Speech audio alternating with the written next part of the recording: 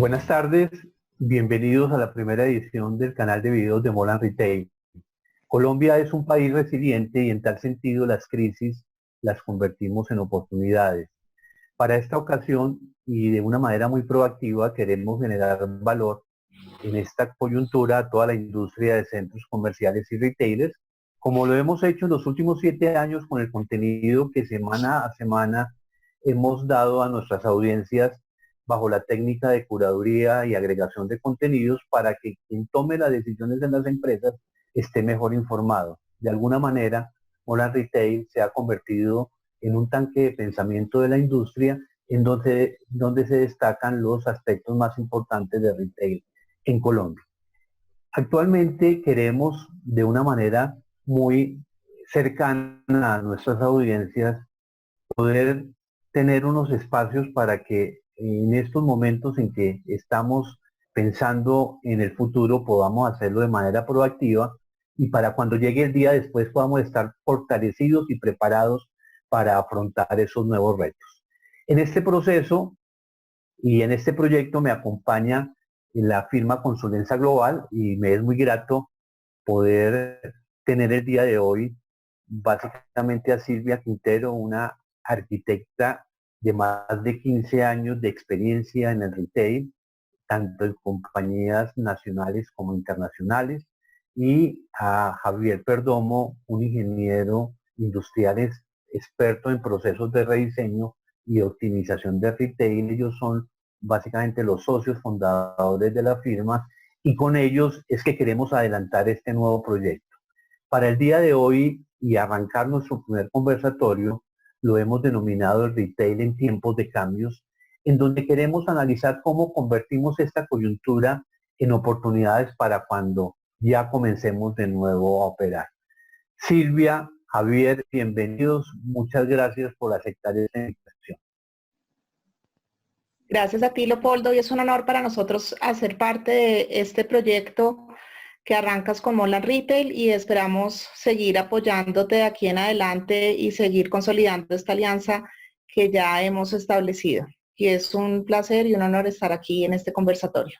Muchas gracias, Leopoldo. Gracias, Sí, Silvia. así es. Para nosotros es muy importante poder contar con estos espacios para poder discutir y para poder, como lo hablábamos antes de iniciar este conversatorio, cómo agregar valor y cómo poder dar nuestros puntos de vista a este tema tan importante que es como lo que estamos viviendo ahora. Bueno, muy bien. Entrando en materia, y esta sería la primera pregunta para Javier. Eh, la agenda nacional hoy está enfocada en tres temas: el tema de salud, el tema de abastecimiento y cómo lo colombiana, pero tal vez el tema más importante que a nosotros nos debe incumbir es cómo proteger el empleo de cara a la situación. De acuerdo al DANE, Colombia cerró el año pasado con aproximadamente 2.540.000 empresas entre pequeñas, medianas y microempresas que aportan el 30% del PIB y generan el 65% del empleo formal en nuestro país. Y es ahí donde quisiéramos preguntarte, Javier, qué aspectos deben tener básicamente las pymes hoy para reorganizar sus ingresos que le permitan eh, perdurar y mantenerse vigentes en la coyuntura. Bueno, yo dividiría esto en dos. La primera es lo que está pasando hoy en la coyuntura y lo que puede pasar luego post crisis, ¿no? Y es todo el tema de la contracción económica y los efectos económicos que van a tener. Entonces, hoy en día, lo que está pasando es que hay unas categorías que obviamente se han achicado muchísimo, pero otras categorías han crecido impresionante. Entonces, por ejemplo, en un informe de Nielsen, eh, nos indica que para el caso colombiano específicamente, todo el tema de cuidado personal, como jabón tocador, pañitos húmedos, etcétera, ha crecido más 35, más 44, más 32% comparado con el mismo mes y comparado con el año pasado. Sin embargo, hay productos como todo el tema de moda, zapatos, ropa, etcétera, etcétera, que sí han disminuido su consumo. Entonces, yo creo que lo primero que hay que hacer es ver en qué sector estoy. ¿Estoy en un sector de primera necesidad o estoy en un sector, llamémoslo, de lujo o de marcas secundarias de no canasta básica? En eso entender qué debería hacer yo, cómo debería jugármela. Entonces, en ese orden de ideas hay que entender cómo las propuestas que yo tengo, la propuesta de valor de mi empresa, se conecta a la necesidad como la necesidad del consumidor hoy. No es como lo que yo quisiera hacer ni lo que yo quisiera seguir vendiendo, o como, no, ¿cómo hago para venderles? No importa qué. No, tengo que adaptarme a esas nuevas necesidades de consumo y entenderlas.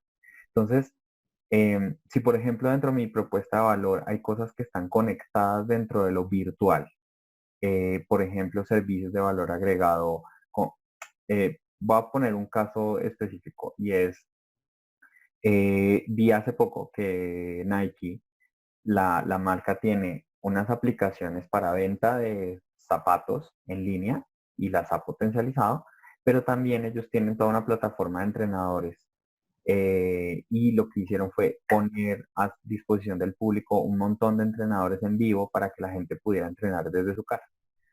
Entonces es como entender cuál es mi propuesta de valor, conectarla frente a la necesidad de consumo hoy y también ser muy consciente de si realmente yo debería estar vendiendo qué categorías y qué categorías no debería estar vendiendo. Es decir, em, ¿cuál es este momento de incertidumbre tan alto en donde, pues claro, todos quisiéramos seguir vendiendo? Eso está clarísimo. Sin embargo, ¿cuál es mi capacidad, por ejemplo, para virtualizarme o para entregar servicios, llamémoslo, a domicilio? Entonces, tengo yo una red de domiciliarios, tengo unos domiciliarios propios o tengo un esquema de última milla contratado y ese esquema de última milla es eficiente para este momento. Esa empresa está dispuesta a afrontar esa crisis que está pasando conmigo. Tengo una app, estoy subido, por ejemplo, en un marketplace como por ejemplo Rappi, domicilios.com, etcétera, etcétera. O por el contrario, yo no tengo ninguna idea hoy de lo que son ventas virtuales y todo lo estoy esperando en que lleguen a mi punto de venta.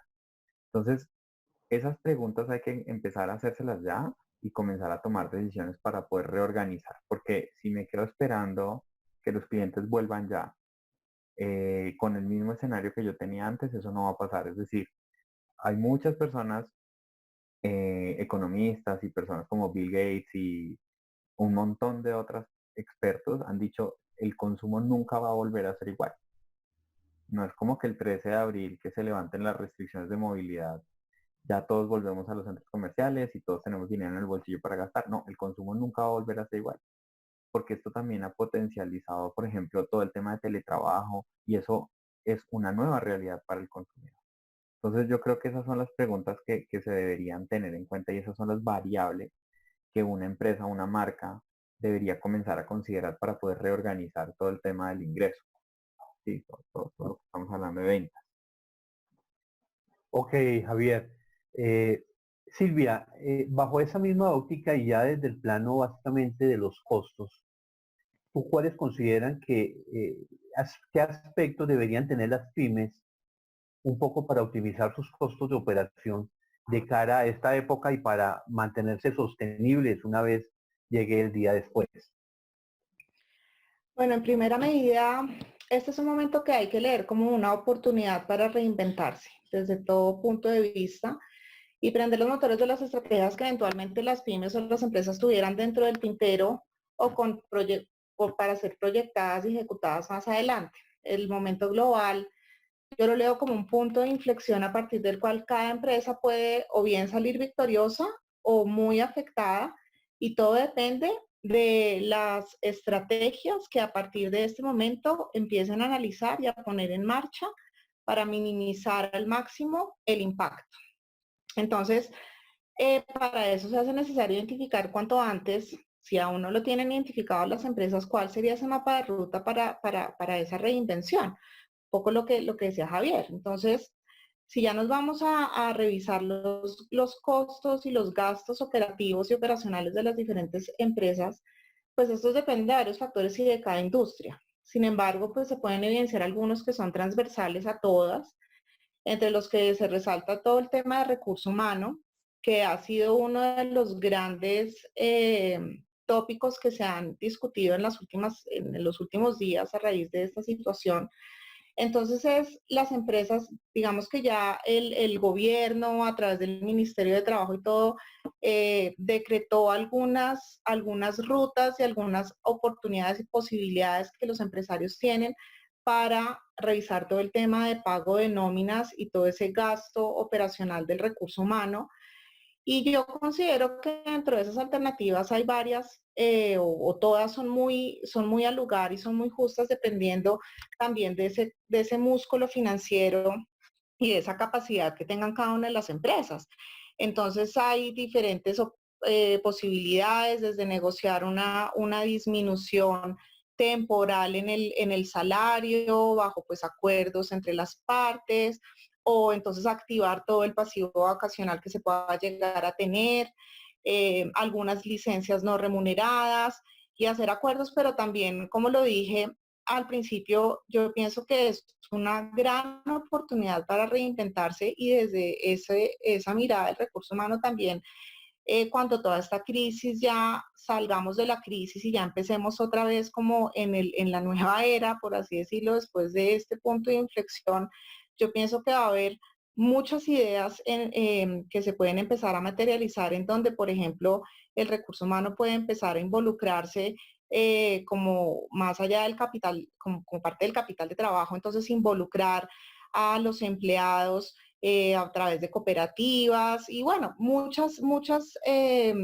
alternativas que yo estoy segura que se van a empezar a poner sobre la mesa. Por otro lado, otro de los grandes rubros que hacen parte de los gastos operacionales y para los retailers pues son los costos de ocupación y todo lo que implica los arrendamientos. También ha habido una gran oleada de cuestionamientos y incertidumbre al respecto, porque aquí entran a participar dos actores, no solamente los retailers, sino también los propietarios de los inmuebles o los centros comerciales que son de único operador, que de una u otra manera este tipo de propiedades de único propietario, perdón la redundancia, pueden tener mucha más maniobrabilidad en esta situación a diferencia de las propiedades horizontales, en donde pues tenemos varios propietarios, pero una cabeza que son las administraciones de los centros comerciales. Entonces, tanto retailers como propietarios y centros comerciales están los dos impactados porque finalmente a raíz de este confinamiento en el que todos estamos, pues no hay tráfico a los centros comerciales más allá del netamente indispensable. De hecho, y en las noticias en estas últimas horas, ya está sobre la mesa y ya está empezando a haber un requerimiento hacia el gobierno de cuál es la posición del gobierno frente a las ayudas o frente a decretos o alternativas que formalmente se establezcan para todo el tema de pago de arrendamientos, en donde pues hay diferentes alternativas. Entonces, si ahorita no estamos teniendo los ingresos que nos permiten seguir cumpliendo con nuestra obligación, entonces podemos llegar entre las partes a acuerdos para hacer una prórroga en los pagos, para suspender los pagos, más no eliminarlos temporalmente porque vuelve aquí a ser parte pues el actor de quien es el propietario del inmueble que eventualmente también ese es su ingreso para vivir. Pero sí yo pienso que entre las partes se pueden llegar a acuerdos y hacer una prórroga en el pago de los cánones temporal y bajo el acuerdo decir, listo, en un tiempo determinado y que determinemos dependiendo de cómo se vaya empezando a mover nuevamente el mercado, podemos entonces cumplir con las obligaciones, pero siempre pensando en la equidad, en el equilibrio entre las partes. Entonces,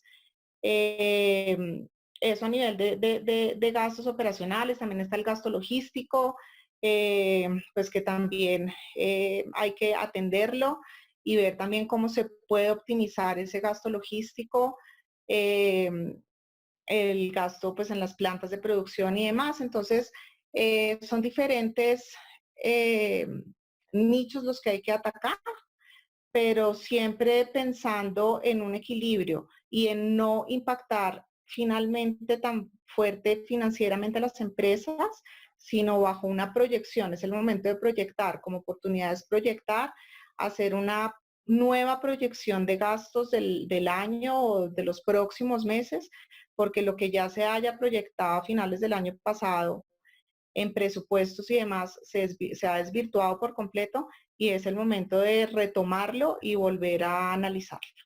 Ok, ok, gracias. Mira, hay otro tema interesante tanto para ti como para Javier, y es analizar la última encuesta que hizo Penalco acerca de la coyuntura. En esa encuesta, el 50% de los empresarios declararon que no tienen presencia online en sus negocios. Y ese 50, mejor el 60% dice que en este momento no podría hacer nada diferente sino esperar porque no puede armar de alguna manera estrategias para aprovechar esa venta online. Javier, ¿tú qué opinas de eso y qué recomendaciones les daría a las empresas para poder aprovechar hasta donde pueda este recurso? Pues no sé si tú recuerdas, pero nosotros en el artículo que escribimos para la revista de Moda Retail en febrero, justamente estábamos haciendo todo el análisis de cómo la omnicanalidad debía ser integrada dentro de la plataforma comercial de una empresa. Y yo me acuerdo que en ese momento nosotros decíamos, oiga, el e-commerce crece anual un 20%, o sea, la categoría de e-commerce en el país, y eso ha sido así durante los últimos 10 años. En este momento, y no tengo las cifras de cómo vamos en este año, pero estoy casi seguro que esa cifra por lo menos se ha duplicado. Es decir, el e-commerce viene creciendo por lo menos un 30 o un 40%, y lo he hablado con personas que trabajan en marketplace, que trabajan en tiendas que tienen una app y están al 200 o al 300% de su venta, todo lo que son artículos de primera necesidad. Entonces, mercados, Fruver, grandes superficies de la parte de necesidades de canasta básica. Entonces, em, una de las cosas que yo tengo que hacerme pregunta como empresa es, quiero sobrevivir, como dice Silvia, quiero sobrevivir, quiero ser de esas empresas que pasó esta crisis, o me voy a quedar sin adaptarme. Entonces, claro, esa encuesta nos decía, estas personas no tienen una presencia online, pero en este momento es como la única presencia que hay, porque la gente no está saliendo de sus casas. Entonces, la pregunta no es si sí o si no, sino es cuál. ¿Cuál debería ser el tipo de presencia web? Y uno puede empezar a listar cosas muy simples, es decir, poner, por ejemplo, un teléfono y empezar a recibir llamadas en la tienda o en las tiendas. Cerrar las tiendas, ¿no? Atender a puerta cerrada y empezar a recibir llamadas de mis clientes. Un WhatsApp, ya algo un poquito más sofisticado, tener un call center, tres estaciones de call center, y luego ya decir, oiga, me voy a montar para tener una tienda propia en Rappi o en domicilios.com.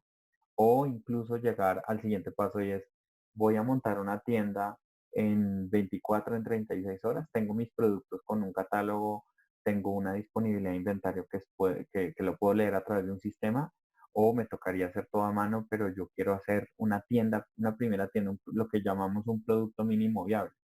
Hay aplicaciones como Shopify, en donde yo listo el catálogo, le pongo la imagen a la tienda, y la aplicación ya tiene todo el tema del sistema de pagos, el sistema de inventario, ya lo tiene, digamos, diseñado.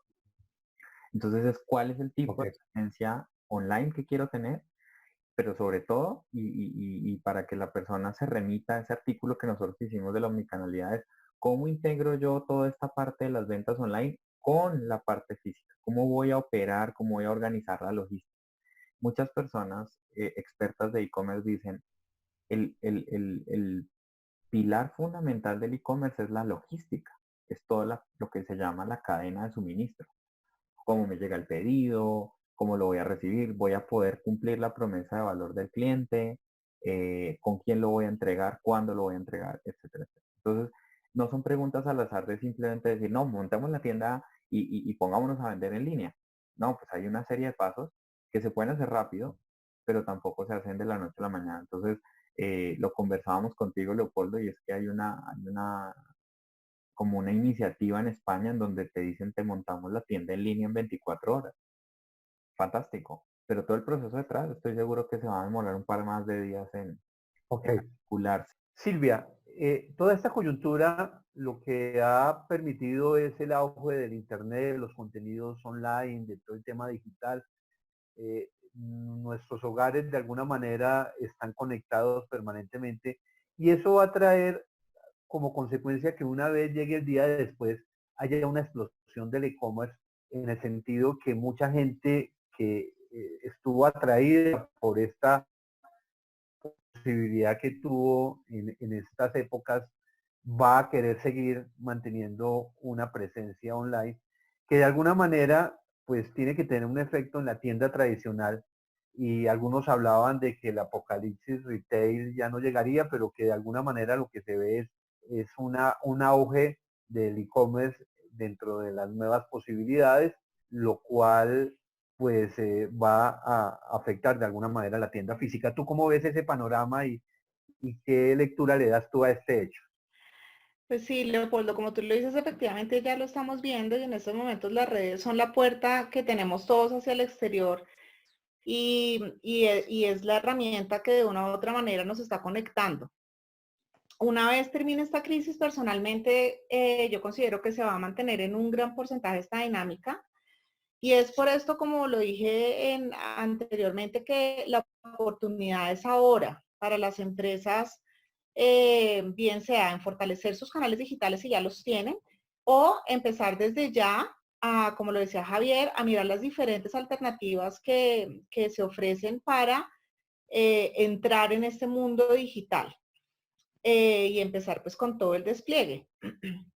El e-commerce se va a fortalecer y yo me atrevo también a decir que también hay una tendencia que desde hace un par de años se viene nombrando muy someramente, que es el e-commerce o el que involucra ya la inteligencia artificial. Entonces aquí ya en nuestros mercados latinoamericanos de pronto estamos no tan avanzados como en los otros mercados, pero todo el tema de la inteligencia artificial también va a empezar a tener un gran protagonismo. De hecho, Domino's Pizza en junio del año pasado empezó en Houston, Texas, a involucrar este otro aspecto del e-commerce y sacó un carro robot para hacer el delivery o la entrega de sus pizzas.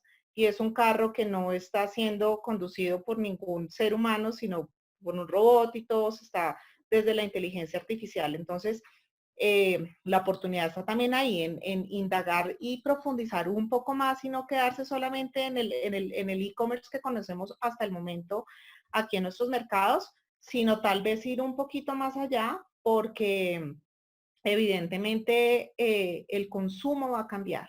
Desde todo punto de vista va a cambiar y la oportunidad está ahorita para esto. En relación entonces con la tienda física y como también lo mencionábamos en el artículo que Javier referenció, que escribimos para tu revista sobre la omnicanalidad, la tienda física no es que vaya a desaparecer. Yo creo que la tienda física como tal no va a desaparecer, pero sí va a servir como palanca para poder fortalecer toda esta otra línea de comercio digital.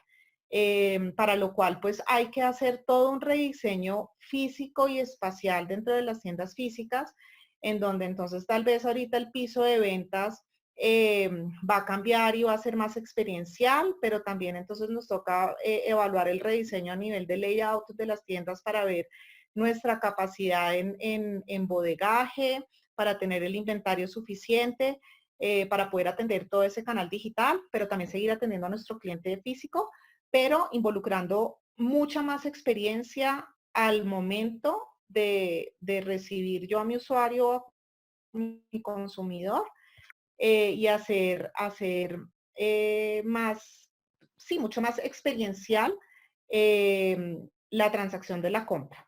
Entonces la tienda física yo pienso que no va a desaparecer, pero sí se tiene que reinventar desde todo punto de vista, desde el layout, desde el diseño y desde ver cómo se convierte en un nuevo escenario para las transacciones comerciales.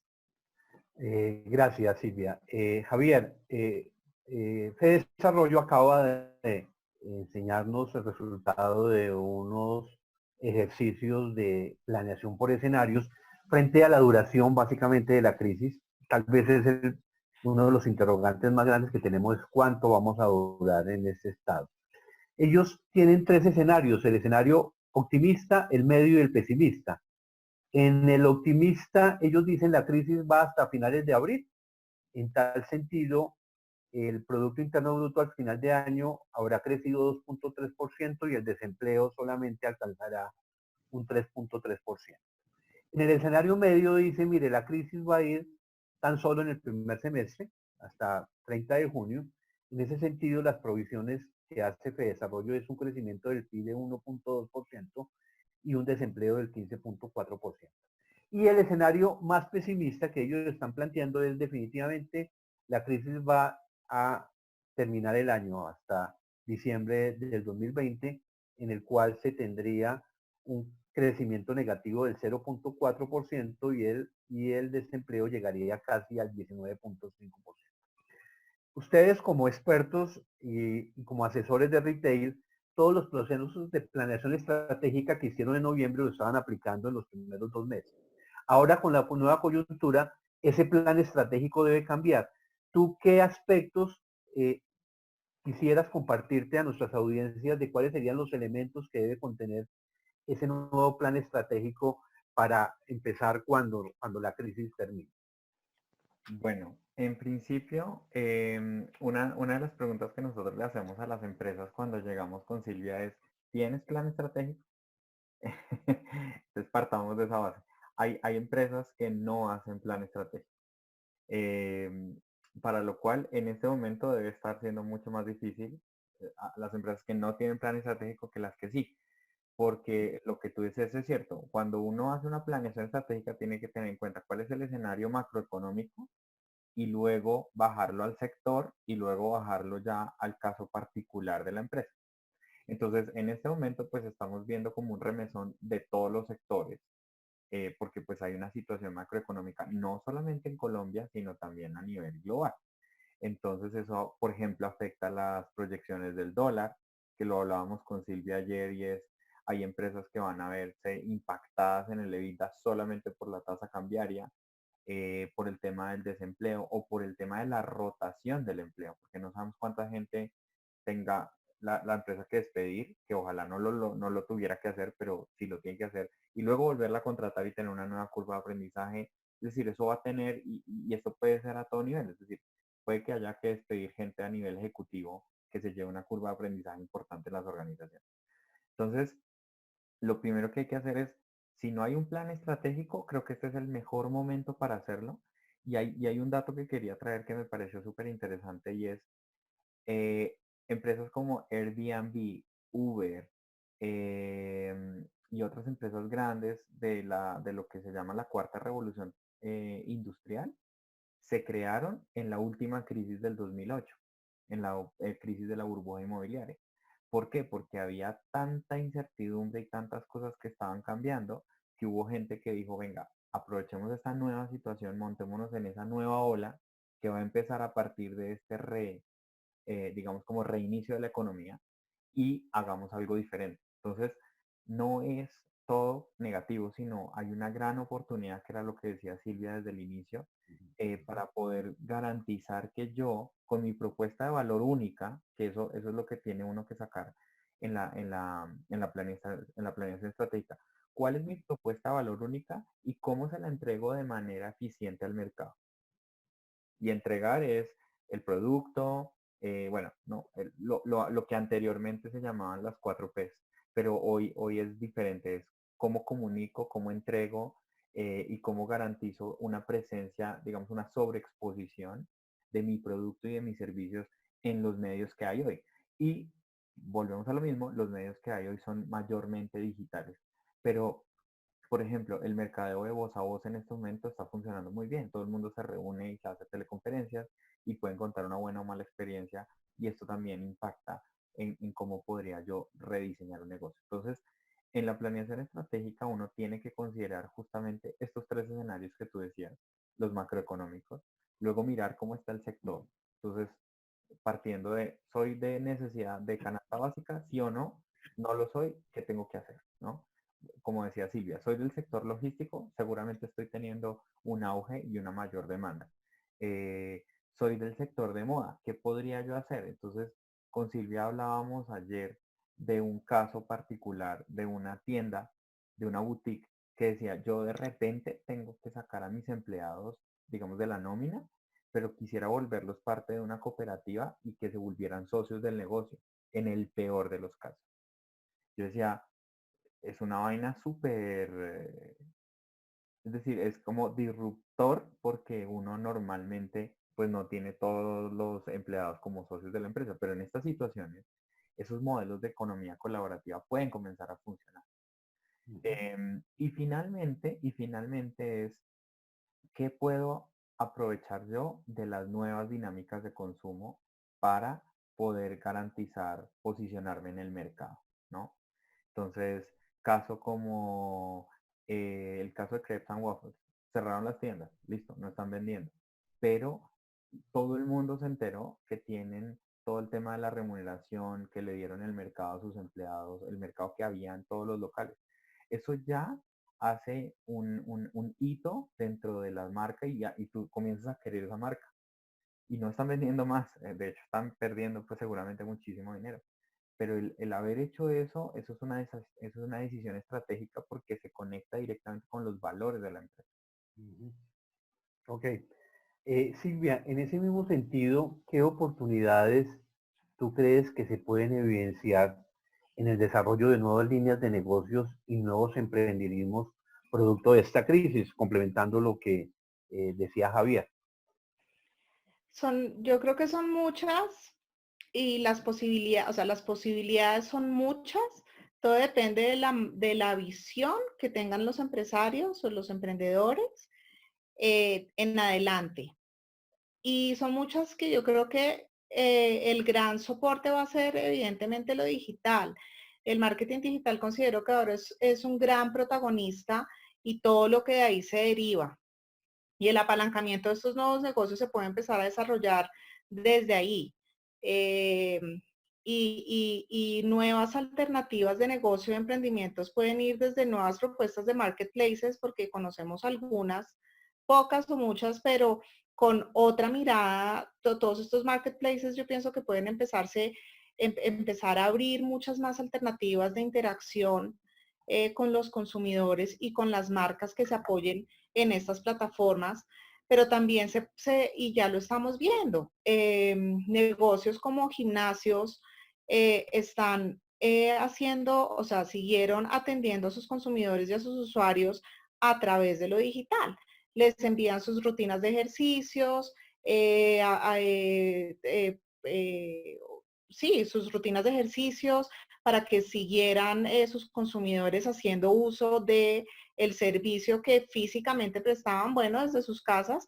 Entonces de ahí entonces se van a empezar a desarrollar o a generar nuevas oportunidades. Entonces, bueno, yo estoy en mi casa, pero yo en mi casa no tengo todos los elementos que me ofrece a mí un gimnasio. Entonces, desde ahí, bueno, se puede generar entonces un nuevo negocio de, pues yo le alquilo, le presto, le vendo, le cambio elementos para que usted pueda seguir haciendo su ejercicio en casa.